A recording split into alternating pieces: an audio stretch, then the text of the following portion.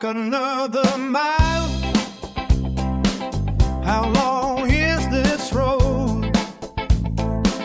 Feels like forever. Will it ever come to an end? Come, brother, just a little bit farther. We'll get there soon. Then we can rest. We'll have a new home, away from the past, free from what ties us down. We are made new. You and I against the world, no longer trapped. We are free.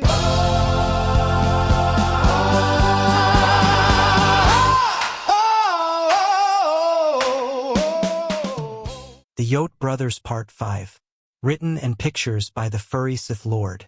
Alaric forced the brothers to leave the city as quickly as possible.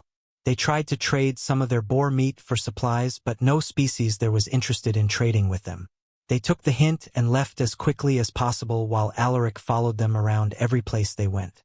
He said nothing, but his presence gave them the hint they were not welcomed. Yip yip yip you, Pure Heart laughed. I bet 5 of our warriors could capture the entire town. Pure Heart said, I don't understand how they can protect themselves without weapons for the warriors to use to defend the town. Hawkeye said. Pure Heart shrugged, then he remembered something and changed the topic. I saw a drawing they had that there is another town about a finger length away. Pure Heart said. How long a distance is that? Hawkeyes asked. Pure Heart shrugged. There was some writing, but neither brother could read the modern writing species used. They could barely speak the common language everyone spoke. Pure Heart pointed out a landmark from the town that told him in which direction to travel. Beta was eating the remains of a deer carcass he had caught when he heard some wolves growling.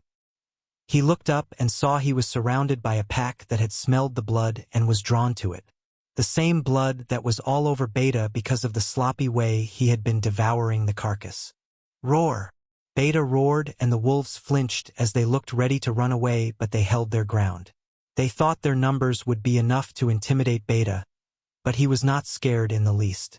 A wolf charged and jumped on his back and bit into his shoulder. Beta roared even louder as the pain infuriated him, and he grew larger slightly. A couple of other wolves rushed at him, having not seen him grow, as they tried biting his legs. But Beta swatted them as he continued growing larger. He tossed the wolf on his back, and it was thrown against a tree, making a loud cracking noise. The lifeless body fell to the ground, and the wolves began to hesitate as Beta grew to the size of a house. That was the limit of his growth. He wanted to run after the wolves that ran away, but his new mind was the best he could call the intellect from his other form, told him if he did then he's lost the deer. Sure enough, he saw other wolves hiding. Roar! He screamed, and they all quickly fled.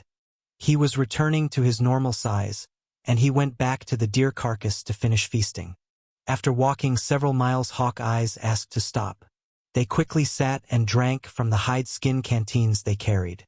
I guess a finger's length is pretty far, Pure Heart said, and his brother agreed with him. Even if we find help, how do we handle that bear? It's not even normal anymore.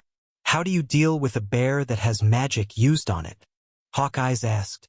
The bear needs to catch up to us, Pure Heart said as his brother stared at him with his mouth open. Are you out of your mind? Hawkeyes asked. Remember the Wushar? No one ever thought we'd get past it. My idea was what defeated it. If I can see what this bear does, then maybe I can think of something to help us beat it. Pure Heart replied. And if it kills us? Hawkeyes asked. So far, we survived every attack. I know we can get through this. Besides, we made a promise to visit Striped Warrior, and I intend to keep that promise one day. Bear or no bear, Pure Heart said as Hawkeye sighed. He wished he was as brave as his brother was. The bear had stolen Pure Heart's voice once before. This time it may try to steal his life. This made Hawkeye's very nervous despite his brother laughing about the whole situation. This ends Part 5. We hope you enjoyed it. See you next time for part 6.